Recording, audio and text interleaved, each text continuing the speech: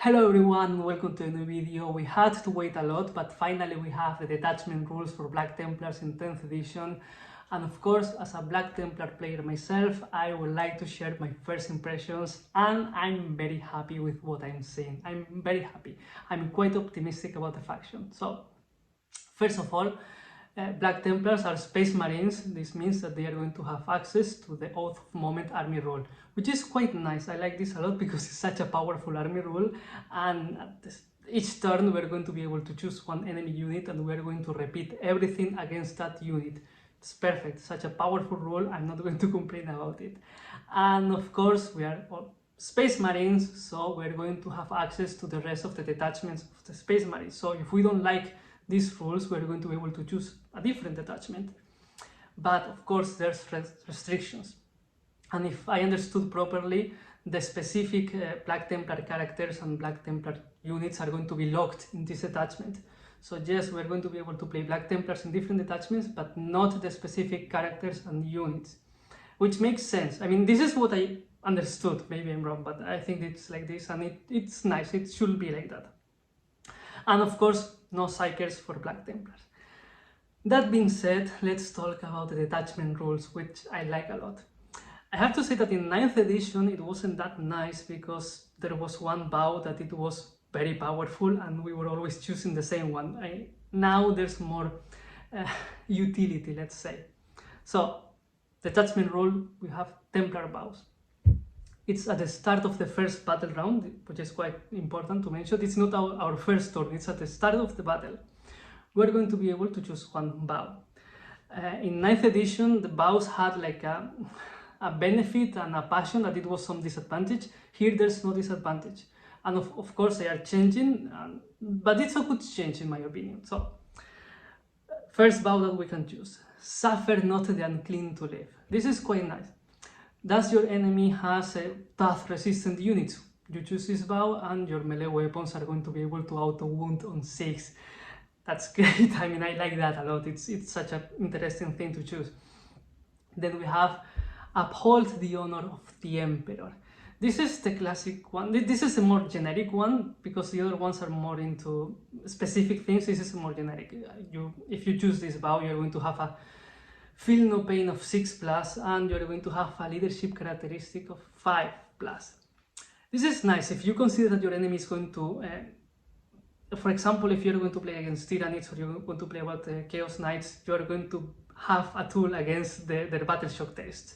And you're going to have also this feel no pain ability that it's going to make you more resistant if you consider your enemy is going to shoot you a lot, or they're going to like give you with a lot of damage, which is quite nice as well. I like this a lot. It's quite generic, and of course we're losing the 5+ invulnerable save, but with the reduction of the AP in this edition, I think that this is nice. I mean, I like this one a lot, and I like it.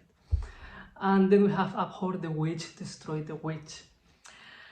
And that will make our army have a 4+ invulnerable save against psychic attacks, and the melee weapons equipped by our units will have anti-psyker plus 4+.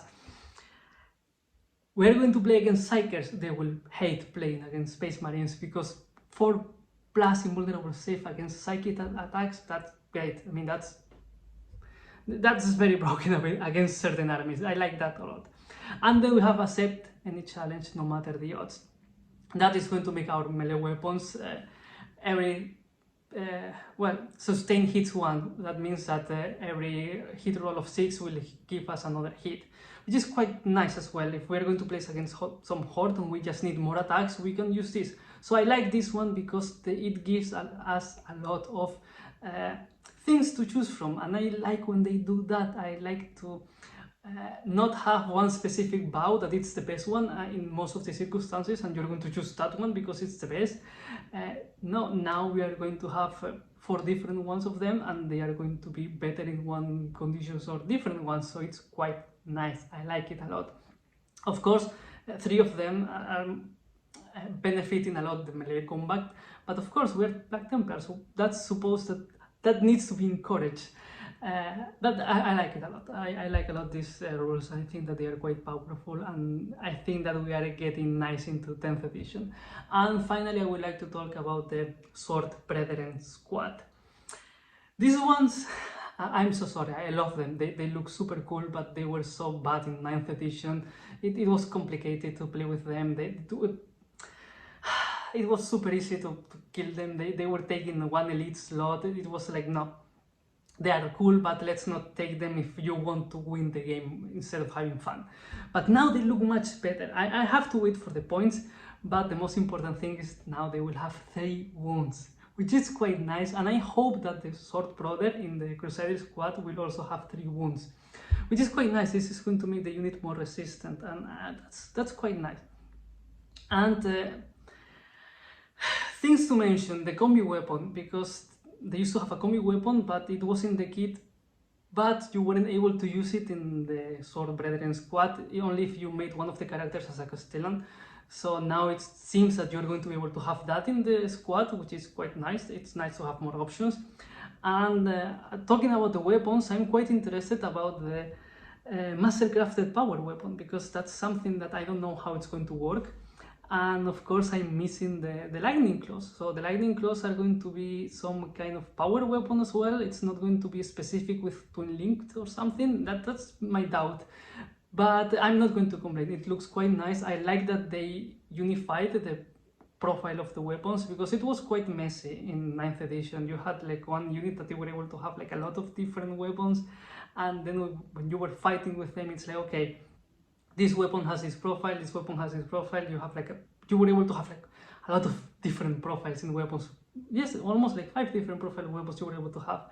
Now it's going to work more smooth. And of course, the ability is quite interesting. I mean, they are quite nice. Of course, we need to see how many points they are going to cost, but I love their abilities. Because, well, I don't need to see the names. We are going to have +1 to the damage of the weapons at the start of the fight phase, or +1 to the attacks of the weapons at the beginning of the fight phase. This, in combination with the rules that we see right now about the Vows or Oath of the Moment, it's going to be quite powerful, because we're going to have Thunder Hammers with damage 3 again. We're going to have a Chainsword, 5 attacks, and we're going to be able to have damage 2. It's going to be quite crazy. Or if we need a lot of attacks because we choose specific vow that it's going to benefit the number of attacks, we are going to deal even more attacks, which is quite nice as well. So I like a lot this squad right now. I bought one at the beginning, and they were so bad in game that I decided to change the bases and make them into sergeants of my Space Marines units, and now it's like, oh no, I will have to probably use them again, because now they look much cool.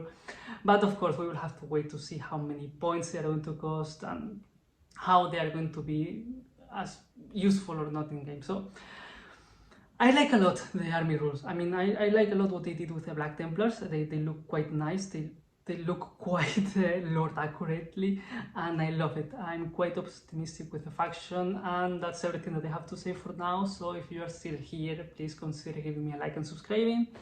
Thank you.